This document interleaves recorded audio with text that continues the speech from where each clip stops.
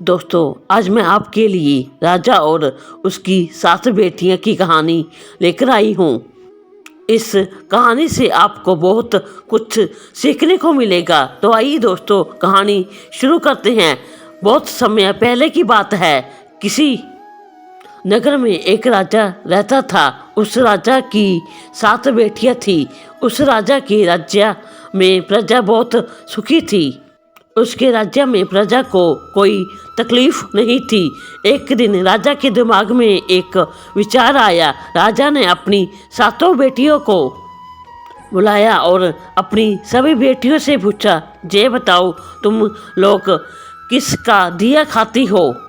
राजा की 6 बेटियों ने उत्तर दिया कि पिताजी, हम सब आपका दिया खाती हैं और आपका ही दिया पहनती है। राजा की 7वीं बेटी, जो कि सबसे छोटी थी, उसने अपने पिता से कहा कि पिताजी, मैं तो भगवान का दिया खाती हूँ। यह सुनकर राजा अत्यधिक क्रोधित हो गया। उसने कहा कि सबको मैं खिला रहा हूँ और ये कह रही है कि मैं भगवान का दिया खाती हूँ। राजा ने अपनी 6 बेटियों का विवाह राजघराने में किया, लेकिन अपनी 7वीं बेटी का विवाह एक गरीब लकड़हारे से कर दिया, जो कि जंगल में प्रतिदिन जाकर लकड़ियाँ काटता था। वह किसी कारणवश बीमार हो गया था। वह लकड़हारा एक कदम भी आगे नहीं चल पा रहा था। इतनी दयनीय स्थिति उस लकड़हारे की हो गई थी। ऐसे लकड़हारे से उस राजा ने अपनी छोटी बेटी का विवाह कर दिया। राजा ने अपनी बेटी से कहा कि तूने ही बोला था ना कि मैं भगवान का दिया खाती हूँ, तो अब तू उसी का दिया खा। वह राजकुमारी भगवान की इच्छा मानकर खुशी खुशी उस गरीब लकड़हारे के साथ रहने लगी। वह राजकुमारी प्रतिदिन जंगल से लकड़ियां काटकर बाजार में बेचती तथा उससे जो पैसे मिलते, उस पैसों से अपने पति के लिए दवाइयाँ तथा खाने के सामान के साथ साथ दूध भी लेकर आती। राजकुमारी ने उसी जंगल में एक कुटिया बना ली तथा उसी कुटिया में दोनों राजकुमारी अपने पति के साथ रहने लगी। राजकुमारी बहुत दयावान थी। उसी कुटिया के बगल में एक नाग का जोड़ा रहता था। राजकुमारी सुबह एक कटोरे में दूध लेकर वहाँ नाग के बिल के पास रख देती। वह नाग प्रतिदिन दूध पीता। वह नाग कोई मामूली नाग नहीं था, बल्कि इच्छाधारी नाग था। एक दिन उस नाग ने सोचा कि यह लड़की तो बहुत दयालु है तथा गरीब है, क्यों ना इसकी मदद कर दी जाए। एक दिन उस नाग ने राजकुमारी के स्वप्न में आकर कहा कि बेटी, जिस स्थान पर तुम दूध का कटोरा रखती हो, वहाँ पर तुम गड्ढा खोदना, तुम्हें बहुत सारी संपत्ति मिलेगी।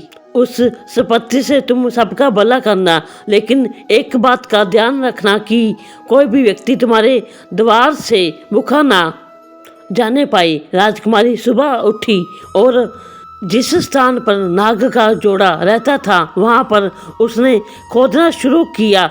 उसकी पूरी तकदीर बदल गई। उसे इतना ज़्यादा सोना मिल गया कि उस धन से उसने एक महल बनाया। उसने पूरा एक नगर ही बसा लिया। वह प्रतिदिन भूखों को भोजन कराती थी। उसका पति भी अब पूरी तरह से स्वस्थ हो चुका था। एक दिन राजकुमारी सबको भोजन करा रही थी। तब उसने देखा कि लाइन में सबसे पीछे उसका पिता तथा उसकी 6 बहनें भी लगी हुई थी। उसने सबको पहचान लिया और अपने पिता से पूछने लगी कि पिताजी, आपकी ऐसी हालत कैसे हो गई? तब राजा ने कहा कि बेटी, मेरा सारा राजपाट छीन गया। तुम्हारी इन 6 बहनों को इनके पतियों ने धक्के मारकर अपने राज्य से बाहर निकाल दिया। अब हम सबकी यह दशा हो गई है कि हमें भी लाइन में लगकर भोजन करना पड़ रहा है। उन सबकी ऐसी परिस्थिति देखकर राजकुमारी ने अपने पिता तथा अपनी 6 बहनों की मदद की। तब उसने अपने पिता से कहा कि देखा पिताजी, मैंने कहा था ना कि हम सब भगवान का दिया खाते हैं। तब राजा ने कहा तुमने सही कहा था, अब मुझे भी विश्वास हो गया है कि हम सब भगवान का दिया खाते हैं। सीख दोस्तों, इस कहानी से आपको बहुत कुछ सीखने को मिला होगा। दोस्तों, इस धरती पर जब कोई बच्चा जन्म लेता है तो वह अपने भाग्य को भी अपने साथ लेकर आता है। वह किसी के भरोसे नहीं रहता है, क्योंकि सबका पालनहार वह परमेश्वर है। जो कुछ होता है सब कुछ उसकी ही इच्छा से होता है। जो कुछ होना है वह सब पहले से निर्धारित है। आपके चाहने से कुछ नहीं होगा, होगा वही जो भाग्य में उस विधाता ने लिख रखा है।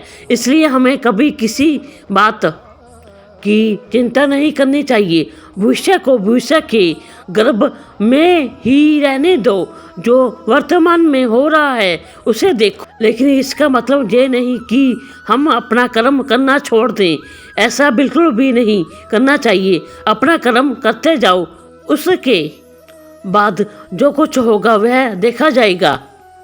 दोस्तों, मैं आशा करती हूँ कि आपको यह कहानी पसंद आई होगी। मेरी कहानी सुनने के लिए आपका बहुत बहुत धन्यवाद। आपको कहानी कैसी लगी लाइक और कमेंट करके बताएं और अपने दोस्तों को शेयर करें। और अगर आप नए हैं तो मेरे चैनल को सब्सक्राइब करें और बेल आइकन का बटन दबाएं। हम मिलते हैं अपनी अगली कहानी में। तब तक आप अपना ख्याल रखें।